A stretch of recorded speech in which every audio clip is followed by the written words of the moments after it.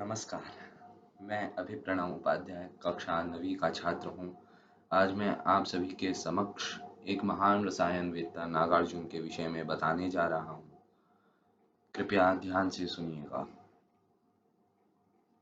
जिस प्रकार गणित और ज्योतिष ने भारत को अनेक आविष्कार दिए, उसी प्रकार रसायन शास्त्र ने भी भारत को अनेक आविष्कार दिए। ऐसे ही एक महान रसायनवेत्ता नागार्जुन थे। इनके जन्म तिथि, जन्म स्थान के कोई स्पष्ट प्रमाण नहीं मिलते, किंतु कुछ विद्वानों का मानना है कि इनका जन्म छत्तीसगढ़ के बालू ग्राम में हुआ था, जो पैरी नदी के तट पर स्थित है।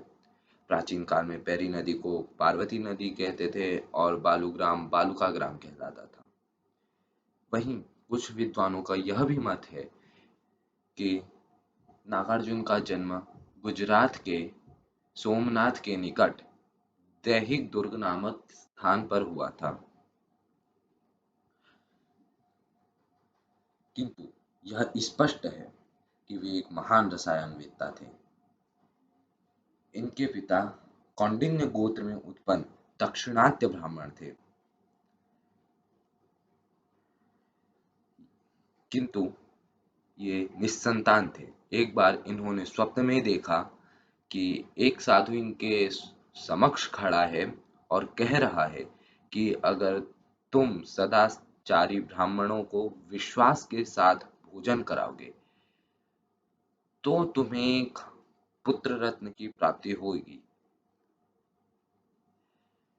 अगले दिन ही उन नागार्जुन के पिता ने ऐसा ही किया। कुछ समय पश्चात उनके यहाँ एक पुत्र हुआ जिसका नाम नागार्जुन रखा गया। ज्योतिषियों ने नागार्जुन की कुंडली को देखते हुए कहा कि यह बालक अत्यंत बुद्धिमान होगा, किंतु अल्पायु होगा। यह सुनकर उनके पिता तथा माता अत्यधिक दुखी हुए। नागार्जुन बाल्यकाल से ही अत्यंत प्रभावशाली थे, इसलिए उन्होंने जल्दी ही वेदांगों का अध्ययन पूर्ण कर लिया और सिरपुर के एक विश्वविद्यालय में पढ़ने के लिए चले गए। उस समय सिरपुर श्रीपुर के नाम से जाना जाता था, जो महाकौशल की राजधानी थी, किंतु अब श्रीपुर केवल सिरपुर मात्र रह गया है। यहाँ पर एक विश्वविद्यालय भी था, जहाँ पर देश देशांतर से अनेक छात्र अध्ययन करने के लिए आते थे। यहीं पर नागार्जुन ने विश्वविद्यालय की शिक्षा प्राप्त की और बौद्ध धर्म का अध्ययन किया। ये बौद्ध धर्म से इतने प्रभावित हुए कि इसके बाद वे बौद्ध मत में दीक्षित हो गए।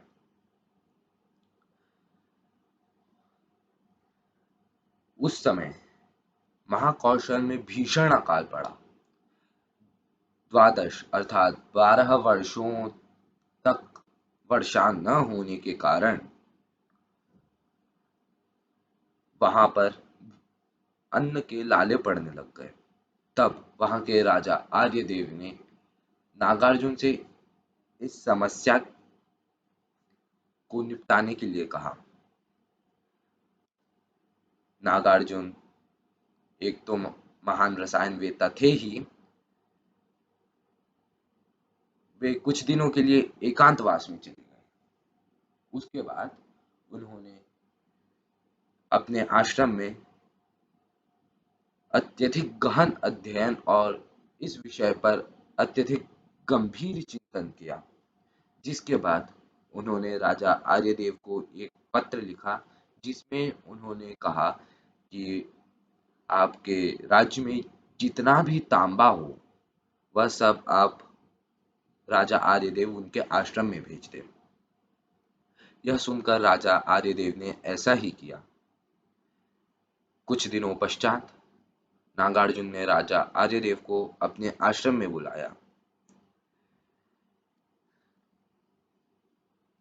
राजा आर्यदेव यह देखकर अचंभित रह गए कि तांबे की जगह वहां पर एक सोने का अंबार है। नागार्जुन ने राजा आर्यदेव से कहा कि आप इस सोने को बेचकर अन्य देशों से अन्न की आपूर्ति कीजिए और यहाँ के लोगों में वो अन्न बांट दीजिए। राजा ने ऐसा ही किया। नागार्जुन के कारण उस समय अनेक लोगों की जान बच गई, जिसके लिए राजा आर्यदेव उनके प्रति हमेशा कृतज्ञ रहे। नागार्जुन ने अनेक हीन धातुओं को स्वर्ण में परिवर्तित करने की विधि बताई है। यह विधि, इन सभी धातुओं की विधि का वर्णन उनके एक प्रमुख ग्रंथ जिसका नाम रस हृदय है, उसमें इसका उनकी धातुओं का वर्णन अच्छे से मिलता है।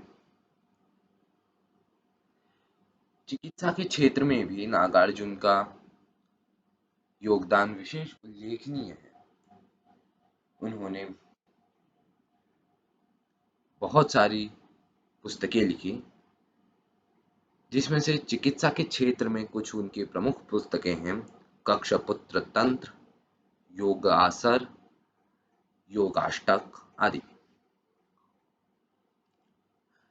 इसके बाद नागार्जुन ने रसायन शास्त्र में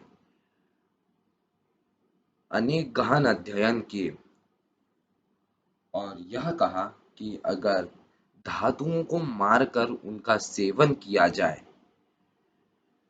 तो हम अपने शरीर को हमेशा के लिए रोग मुक्त रख सकते हैं। इसकी विधि उनके लिखे गए पुस्तकों में मिलती है।